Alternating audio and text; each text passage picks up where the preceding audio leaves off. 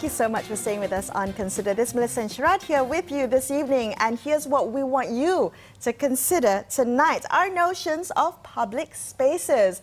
There's been news that Malaysian film director JK Wicky is back this year with the initiative to keep Batu Caves clean during the upcoming Thaipusam for this year, the Thaipusam celebrations this year. Now, the Clean Thaipusam 2020 is a project that aspires to clean up the rubbish that's thrown during Thaipusam and to promote a sustainable and more environmentally friendly approach to the celebration.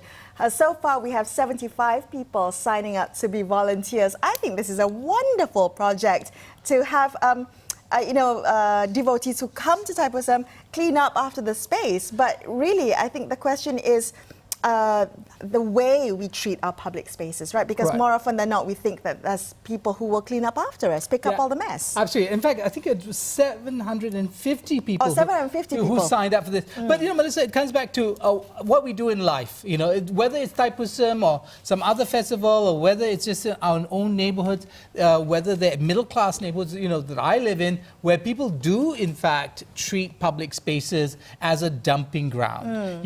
And there's an expectation, I think, in their minds that things will be picked up after them. So you have in the leafy suburb of Petaling Jaya a sign that says, don't dump things here, and just under it will be a whole lot of furniture. I think my goodness. Sofa dumping, probably less tragic than child dumping, is one of Malaysia's favorite pastimes. So throwing away all sofas, I think this is the idea. What is it about Malaysians that we don't get, or some of us don't get, about public spaces?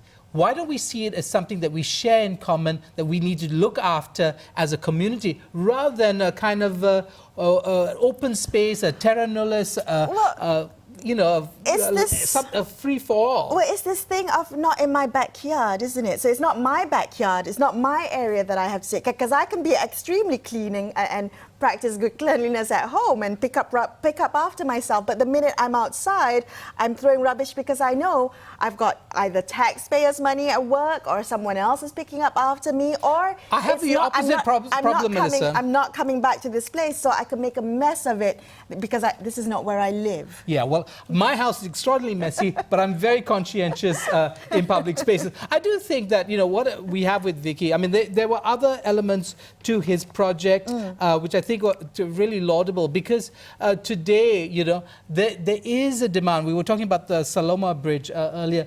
The idea that livability depends on the cleanliness of an environment. I mean, to what extent is the cleanliness, just a symptom of a larger disregard for who we are as people in the community? And I think what he's doing is wonderful. The fact that 750 people signed up for it is wonderful. There's already evidence that it's working. Yeah. People are taking charge. I guess I wonder, right, for any type of kind of public congregation, wherever we have these big celebrations, who is it that we think is going to clean up after us? When we leave the place, who do we think puts everything back together? Is it little elves that come and clean the place up? Well, I think they're paid. I think they're paid.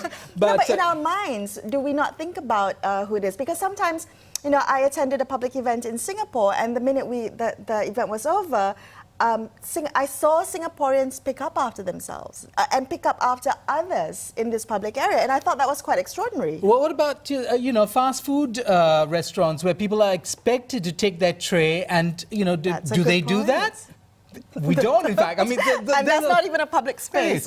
Right, so there's a real cultural issue, I think, a cultural shift that Vicky represents, right, of people being conscientious and really taking charge of their own environment. That's wonderful right. stuff. Wonderful stuff. Okay, that's all the time we have on the show for this episode of Consider This. Before we end the show, we'd like to wish everyone a meaningful Thaipusam. I'm Melisa, Idris, and Sharaad, Kuttan signing off for tonight. Thank you for watching, and good night.